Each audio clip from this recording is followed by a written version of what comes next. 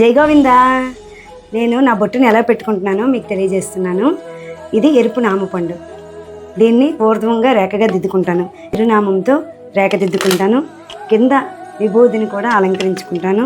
నేనైతే రోజు వాటర్ని 2 చుక్కలు వేసుకొని నామపండుని రంగ తీసుకుని బొట్టును ఇలా పెట్టాలా అలా పెట్టాలా కాదు, ఎలాగైనా బొట్టు మాత్రం పెట్టుకోవాలి. నేనైతే ఊర్ధ్వంగా బొట్టు పెట్టుకుంటూ ఉంటాను.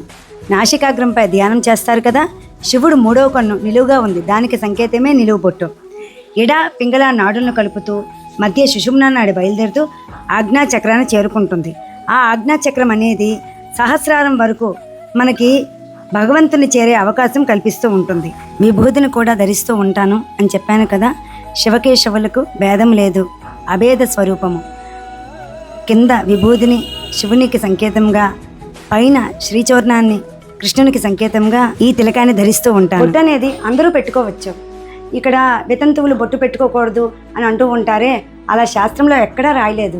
భర్త లేనంత మాత్రాన బొట్టు పెట్టుకోకూడదు అని ఎవరికి మనం చెప్పకూడదు. బొట్టు అనేది మనలో ఉన్న చెడుని పోగొడుతూ ఉంటుంది. ఎదుటి వాళ్ళ యొక్క చెడు ప్రభావం మనపై రానివ్వకుండా చేస్తూ ఉంటుంది. ఇప్పుడు అమ్మాయిలు అయితే కనిపించినంత బొట్టును పెట్టుకుంటూ ఉంటారు. కొందరైతే బొట్టును తీసేస్తూ ఉంటారు. ఆఫీస్కి వెళ్ళినప్పుడు మొహమాటంతో బొట్టును పెట్టుకోరు.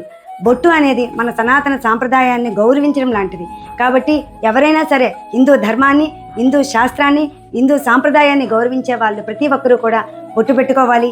మన సనాతన ధర్మాన్ని మనమే కాపాడుకుందాం, పరిరక్షించుకుందాం. జై గోవిందా.